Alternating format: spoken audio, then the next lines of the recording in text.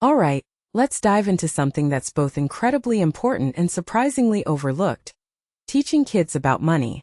Think about it, money is literally the backbone of how our world operates, yet so many of us grow up without a clue about how to handle it. So, when I came across this topic, it immediately got me thinking, why isn't this a bigger priority for parents and educators?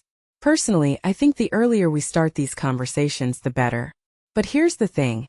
It's not just about handing kids a piggy bank and calling it a day. It's about instilling habits and mindsets that will stick with them for life. Let's break this down. First off, did you know that money habits are pretty much set by the age of 7? That's wild, right? Louise Hill, the founder of GoHenry, points this out, and it's a detail I find fascinating.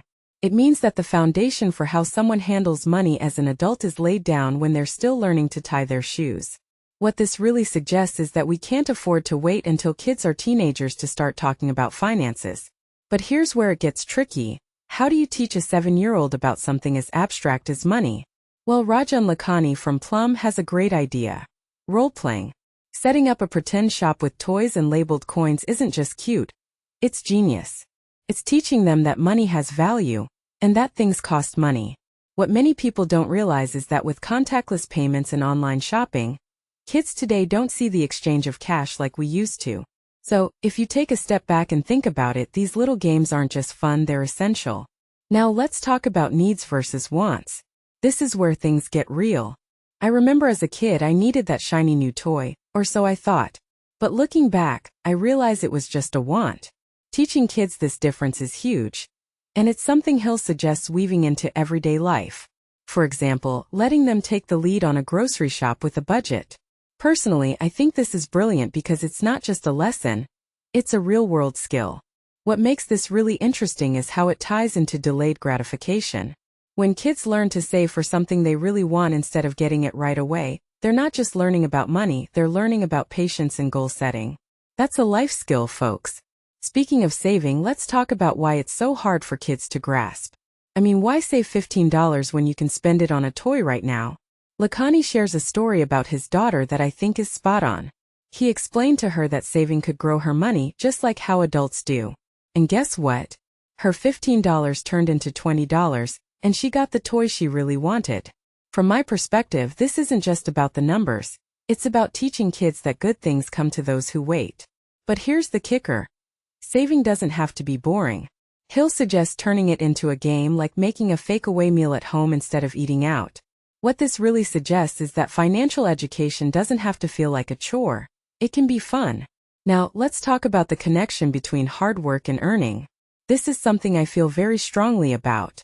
Giving kids pocket money is great, but tying it to chores? That's next level. Hill points out that it teaches them money isn't just something that appears. It's earned. In my opinion, this is one of the most important lessons we can give kids. It's not about the amount of money.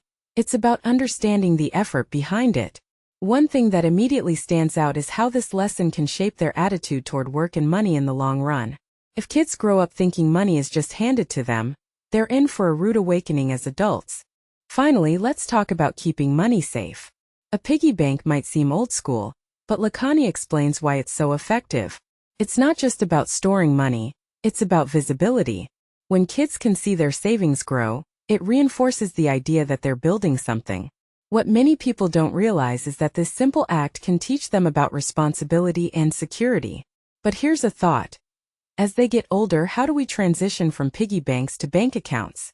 This raises a deeper question about how we prepare kids for the financial world as they grow. It's not just about teaching them to save. It's about teaching them to manage. So here's my closing thought. Teaching kids about money isn't just about dollars and cents.